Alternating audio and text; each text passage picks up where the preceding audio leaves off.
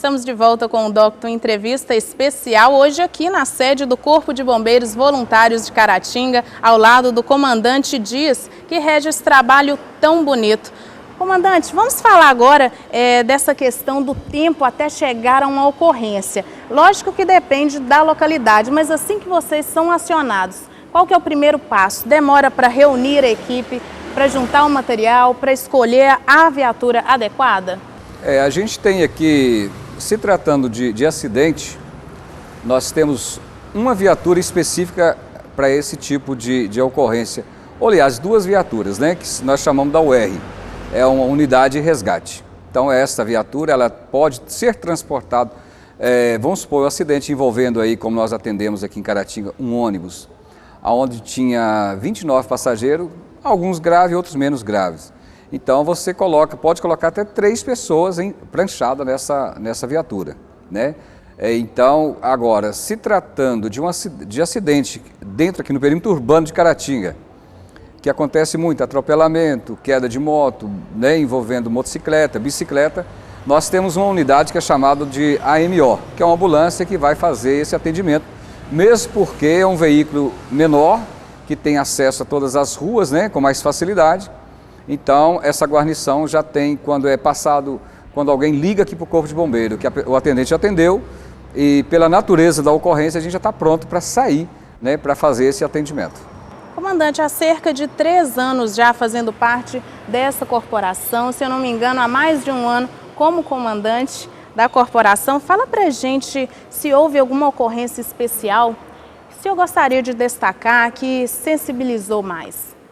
A gente lida com essa questão quase que quase rotina para a gente, né? Mas a gente tem a ocorrência que realmente a gente acaba indo para casa e com aquela sensação assim, que poderia ter feito melhor, por que não aconteceu. Eu há poucos dias agora, o rapaz veio até aqui para pedir ele para levar a mãe dele, né? Lá no alto da antena, né, o local até difícil acesso, de madrugada, 4 horas da manhã. Aquela senhora, uma senhora acamada, ela estava usando oxigênio e nós colocamos ela na viatura, um lugar de difícil acesso, pranchando, subindo as escadarias. E nós, quando colocamos ela na viatura, ela teve uma parada respiratória, né? E daí o tempo para nós é tudo. Você faz o que pode, às vezes. É comum a gente estar na rua aí com viatura, o popular, até aproveitando essa oportunidade, o popular às vezes não entende, né? Ele acha que você acionou uma sirene por acionar, não existe isso.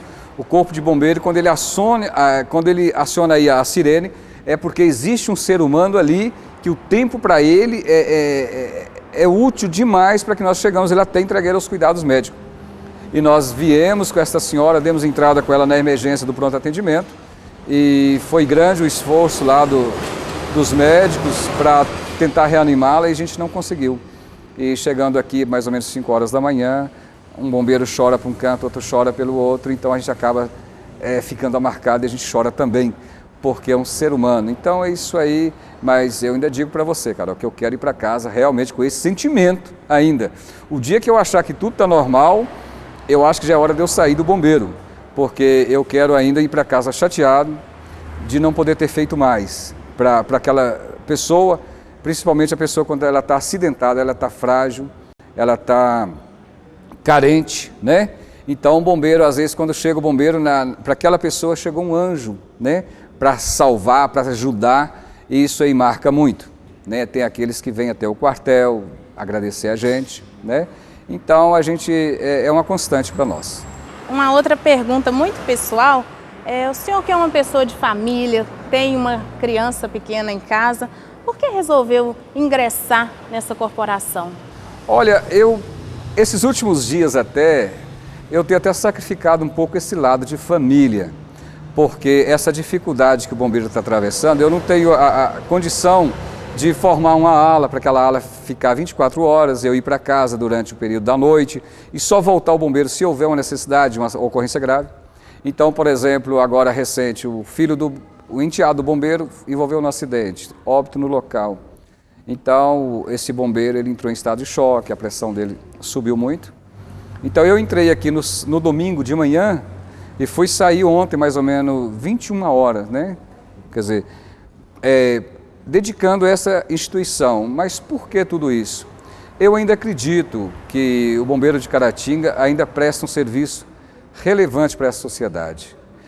Você imagina Caratinga sem o bombeiro voluntário. Não tem como imaginar. Alguém poderia dizer, mas vem o bombeiro militar, ótimo, parabéns para a cidade. Mas enquanto não chega esse bombeiro militar para esta cidade, né, eles têm que contar com essa instituição.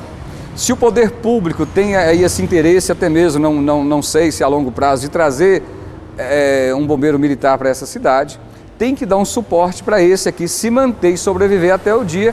Inaugurou o bombeiro militar hoje mesmo o bombeiro de Caratinga perdeu a função, né? Mas enquanto não tem outro, é esse bombeiro que está aí atendendo, e graças a Deus, até fazendo um comentário à parte, essa instituição ela é respeitada. Aonde a gente vai, eu tive em Brasília, por exemplo, visitando o quartel-geral do Bombeiro Militar, lá de Brasília, fui muito bem recebido.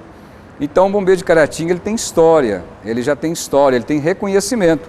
Ainda que algumas pessoas, a gente não consegue agradar todos, que algumas pessoas não são simpáticas à instituição, né, que tenta, de certa maneira, nos bastidores, atrapalhar, colocar entraves para a instituição fechar, mas existe uma grande maioria que ainda admira, como é o caso de vocês que estão aqui agora. Quando vocês vieram aqui, vamos fazer uma entrevista lá no Corpo de Bombeiros de Caratinga, é porque vocês acreditam também nessa instituição.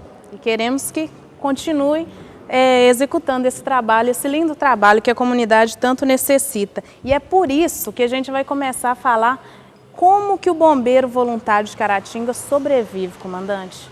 Olha, eu tenho aqui duas fontes de recursos que vêm para o Corpo Bombeiro. A mais segura dela é a doação. É a doação no carnê, que tem uma pessoa que faz a arrecadação. Essa arrecadação é em torno de R$10. Talvez aí umas 4 empresas doam R$100, mas a grande maioria é isso aí. E essa pessoa que arrecada, ele tem que ganhar alguma coisa, então é tirado para ele um percentual e o restante entra para o bombeiro, que é onde a gente está dando essa manutenção e abastecimento das viaturas. E a outra situação é o faixa azul.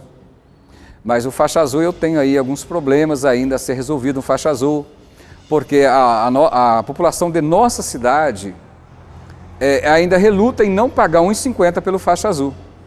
E cria uma situação aí para pagar R$1,50, algum deles gasta mais do que isso em combustível para vir aqui fazer desabafo, eu entendo mais dessa forma, para não pagar R$1,50 do que saber que esse dinheiro volta para a própria sociedade. Então, está aí gerando em torno aí de uns 3.500 mensal do faixa azul e mais ou menos 3.200 da doação.